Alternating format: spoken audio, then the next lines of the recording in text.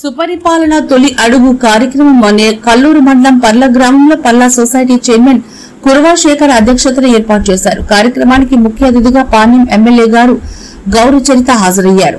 గ్రామ మహిళలు ఎమ్మెల్యే రాకకి ఎదురుగా హారతులు పెడుతూ స్వాగతం పలికారు. సొసైటీ చైర్మన్ దేవలంకాటి శేఖర్ మాట్లాడుతూ కూటమి ప్రభుత్వం ఏర్పడిన ఏడాది కాలంలోనే ఎమ్మెల్యే గ్రామ అభివృద్ధికి నిధులు మంజూరు చేస్తూ తమ వంతు ప్రోత్సాహం అందిస్తున్నారని చెప్పారు.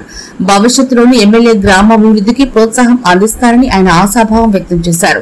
ఈ కార్యక్రమంలో మండల అధ్యక్షులు రామాంజనేయులు, ఎంపీటీసీ మేకల శేషన్న, గ్రామ నాయకులు మహానంది, రామగిడ్డయ్య, రవి, వెంకటేష్, మాజీ ఎంపీపీ మదేశ్, సల్కాపురం దేవేందర్ రెడ్డి, కూటమి నాయకులు, కార్యకర్తలు తదితరులు పాల్గొన్నారు.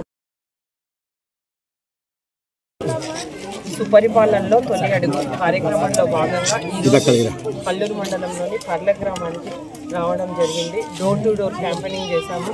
మంచి స్పందన ఉంది ప్రజల నుంచి. ఈ ప్రభుత్వం వచ్చిన తర్వాత ఏవైతే చెప్పినామో ఆ హామీలు ఇప్పటికే 70% పూర్తి చేయడం జరిగింది.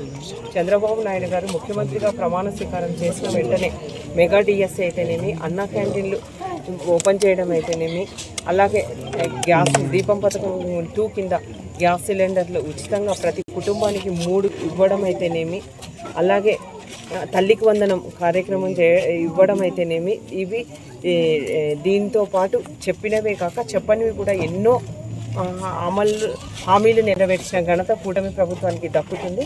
అంతేకాకుండా ఒక్క సిమెంట్ రోడ్లు అయితేనేమి, సంక్షేమంతో అభివృద్ధితో పాటు సంక్షేమం కూడా, సిమెంట్ రోడ్లు వేయడము, అలాగే పరిశ్రమలు తీసుకురావడము, ఈరోజు పెద్ద ఎత్తున అన్ని పరిశ్రమలు కూడా ఈరోజు ఆంధ్ర రాష్ట్రం వైపు చూస్తున్నాయంటే అది చంద్రబాబు నాయుడు గారి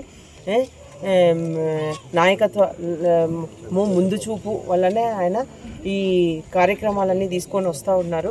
మనకి ఇప్పటికే రోడ్లు అయితేనేమి, అలాగే పరిశ్రమలు అయితేనేమి, ఈ కూటమి ప్రభుత్వం అధికారంలోకి వచ్చిన తర్వాతనే ఓర్వకల్లు మండలానికి ఇప్పటికే డ్రోన్ హబ్బు, సెమీ కండక్టర్, అలాగే రిలయన్స్, ఇలా అన్ని పరిశ్రమలు రావడం జరుగుతుంది.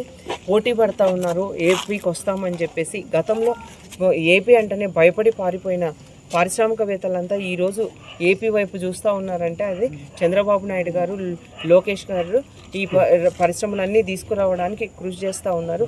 ఎప్పుడైతే చదువుకున్న యువతకు ఉద్యోగ ఉపాధి అవకాశాలు వస్తాయో అప్పుడే సమాజం బాగుపడుతుంది, రాష్ట్రం బాగుపడుతుంది. రాష్ట్రాన్ని అగ్రగామిలో నిలబెట్టాలి దేశంలో అనే ఒకే ఒక ధ్యేయంతో చంద్రబాబు నాయుడు గారు ముందుకెళ్తూ ఉన్నారు.